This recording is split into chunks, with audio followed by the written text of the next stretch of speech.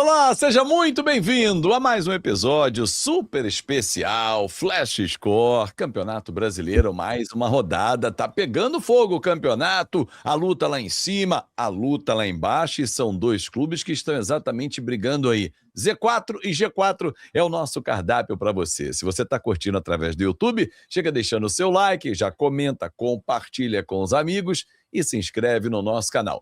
Tá curtindo pelo nosso site? Seja bem-vindo, navegue à vontade em flashscore.com.br. E olha, pinta aqui no cantinho da sua tela o QR Code para você escanear com o seu celular e ter muita informação na palma da sua mão.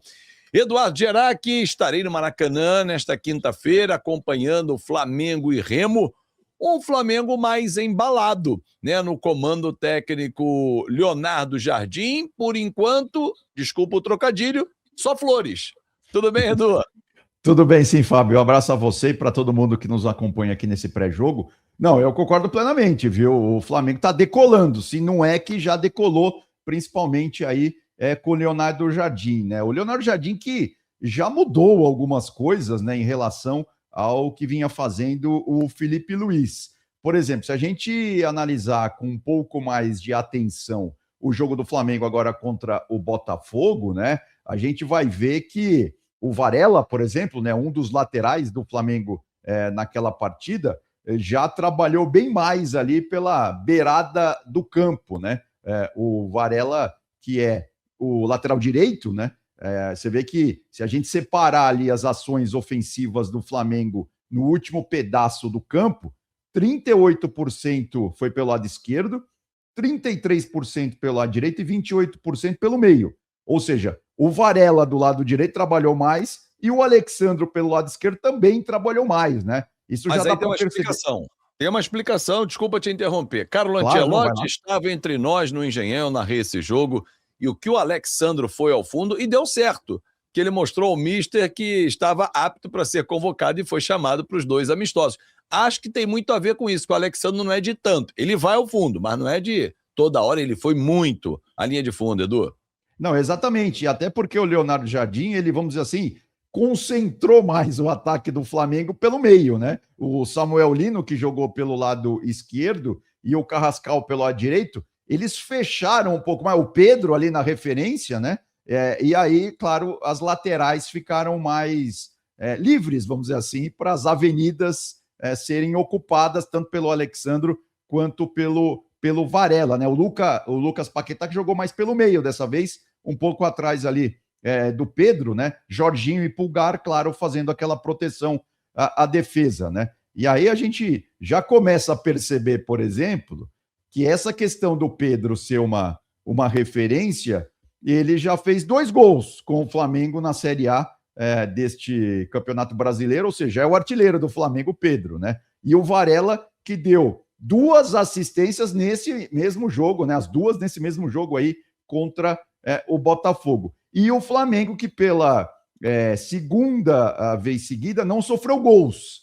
Ou seja, mostra também já um certo equilíbrio aí, né, do Flamengo em não tomar gols, claro, e aí foi muito superior ao Botafogo. A gente vê aí pelos números, né, como o Flamengo, por exemplo, ele teve mais posse de bola, 58% a 42%, 5 finalizações bloqueadas, 6 finalizações no alvo, contra apenas um chute no alvo do Botafogo. E finalizações totais, né, 18 do Flamengo, 7 do Botafogo. Ou seja, o Flamengo realmente está com um volume grande, né, no ataque, um volume grande ofensivo. E aí, claro, e aí a qualidade técnica dos jogadores do Flamengo acabam fazendo a diferença, né? Tanto que o Flamengo fez 3-0 sem sustos, né? Ganhou com muita tranquilidade em cima do Botafogo. Claro, o Botafogo tem os problemas dele também, né? Muita coisa para arrumar ali, mas o Flamengo, claro, está decolando nesse campeonato, né? Lembrando que o Flamengo já está ali na briga e tem um jogo a menos, né? Ele já está ali na briga do alto da tabela, mas tem um jogo a menos, então pode ser questão aí de rodadas para o Flamengo realmente assumir aí, quem sabe, a liderança do campeonato brasileiro. Edu, em relação a esse jogo, né, e eu estive lá acompanhando aqui para a Flash Score, É impressionante como o time do Flamengo foi superior. Aliás, os números mostram isso, né? Não só da partida, como a gente está vendo aí na tela, para quem está acompanhando através do áudio também, a gente destrinchou a arte que está no ar, mas também do retrospecto recente. Porque dos últimos 11 jogos, esse é o número, 11 jogos no Newton Santos, são 10 vitórias do Flamengo, apenas uma do Botafogo, que foi em 2024, quando o Botafogo, naquele ano mágico, venceu por 4-1 e tal. Então, 11 jogos, 10 vitórias. O Flamengo não é superior ao Botafogo por acaso. E esse jogo, mesmo com a chegada recente do Leonardo Jardim, por isso que eu brinquei que, por enquanto, tudo são flores, porque ele já chegou ganhando o campeonato estadual em cima do Fluminense. Chegou, tudo bem que foi nos pênaltis, mas ganhou, é o campeão. Ganhou do ex-clube dele, que é o Cruzeiro, e ganhou também do Botafogo, ou seja, 3 jogos, 5 gols marcados, porque foi 2-0 em cima do Cruzeiro, 3 no Flamengo, nada de sofrer gols. O sistema defensivo do Flamengo também voltou a ficar mais estável, Edu. Não, sem dúvida alguma, assim, são 2 jogos já sem tomar gols, né? Nesse Campeonato Brasileiro ele só está atrás do São Paulo que por 3 jogos não tomou gol ainda, então o Flamengo realmente, o Leonardo Jardim está demonstrando essa preocupação em colocar um time um pouco mais equilibrado, vamos dizer assim, né? Se podemos dizer isso em relação. Apesar que o Felipe Luiz também tinha uma preocupação defensiva muito grande, né? E é claro, mas essa mexida que ele está dando, principalmente do meio para frente, o Leonardo Jardim, eu digo, a coisa tem melhorado, né? Principalmente para o Pedro. O Pedro já pode ser o grande beneficiário aí dessa mudança no ataque do Flamengo. E claro, os laterais trabalhando mais no setor ofensivo, né? Isso é nítido, isso dá para perceber nesses jogos que o Leonardo Jardim já dirigiu o Flamengo. Agora, e o Flamengo, nesse caso específico, né, vai ter aí do outro lado o Remo que é o novato aí, né, na Série A do Campeonato Brasileiro, nunca tinha disputado a Série A em pontos corridos, né, o Remo, e que está precisando demais do seu goleiro, né, o Marcelo Rangel, que contra o Coritiba foi uma peça importantíssima. Ele fez até agora a melhor defesa do campeonato para mim. Ele segura uma bola do lado direito ali, praticamente em cima da linha, evitando que o Coritiba fizesse mais um gol, né? Foram 3 defesas, ele que sofreu um gol, né? O Remo perdeu para o Coritiba por 1-0. Gols evitados, 0,4, ou seja, essa conta faz ali a diferença entre os gols que ele tomou e a quantidade de finalizações importantes que veio contra o gol dele. Ou seja, ele foi decisivo, né? E ainda rebateu 2 bolas. Mas aí, Fábio, a gente, claro, todo grande time precisa começar com um grande goleiro, mas não dá para colocar tudo na conta aí do Marcelo Rangel, né? Porque, vamos lembrar, o Remo, o Cruzeiro e o Inter ainda não ganharam, né, no Campeonato Brasileiro. No caso do Remo, são 3 empates e 3 derrotas.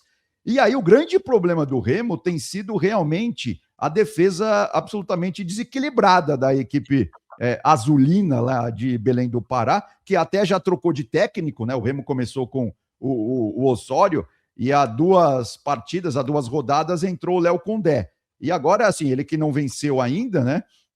Tem 6 gols marcados, que se a gente for olhar outros ataques deste campeonato brasileiro, até que não é uma marca tão ruim assim, não. O Bahia, por exemplo, que está lá em cima, também só marcou 6 gols nesse campeonato brasileiro. Agora, o problema do Remo é a terceira linha. São 11 gols sofridos, ou seja, é a segunda pior defesa, né, ao lado do Santos. Lembrando que a pior defesa do campeonato é a do Cruzeiro, com 14 gols sofridos até aqui na competição. Então, o Remo realmente, até por ser um time, vamos dizer assim, novato, né, na Série A do Campeonato Brasileiro, precisa se preocupar mais em fechar a casinha, porque isso tem sido realmente um grande problema. Vamos lembrar, contra o Mirassol, por exemplo, né? O Remo jogando em casa, saiu, fez 2-0 e foi tomar 2 gols nos últimos 10 minutos do jogo. Ou seja, tá faltando mais atenção exatamente para a equipe do Remo. Por exemplo, nessa partida contra o Coritiba, o gol do Coritiba sai depois de uma falha individual do lateral esquerdo, do Sávio, né? Ele entrega a bola ali para o João Pedro Sherman, o ex-jogador do Santos, né, criado no Santos, e aí o Sherman faz o cruzamento e sai o gol do Curitiba. Então, assim, claro que o Léo Condé entende demais de campeonato brasileiro, né? Ele que já dirigiu o Ceará, já dirigiu vários outros clubes, e essa deve ser a tendência, ou seja, o Remo, claro, ainda mais contra o Flamengo no Maracanã, né, vai ter que fechar demais a casinha aí, se quiser pelo menos um ponto diante do rubro-negro no Rio de Janeiro. É o famoso erro zero, né? Não pode ter erro, né? Se tiver um erro, vai ser fatal, e se tiver vários erros, aí serão fatais, porque o Flamengo não é do time que costuma perdoar os seus adversários. Edu, fechamos por hoje esse nosso pré-jogo super especial aqui da Flash Score? Não, é isso, tá tudo passado a limpo aí de Flamengo e Remo. Com certeza. Forte abraço, meu amigo, até a próxima.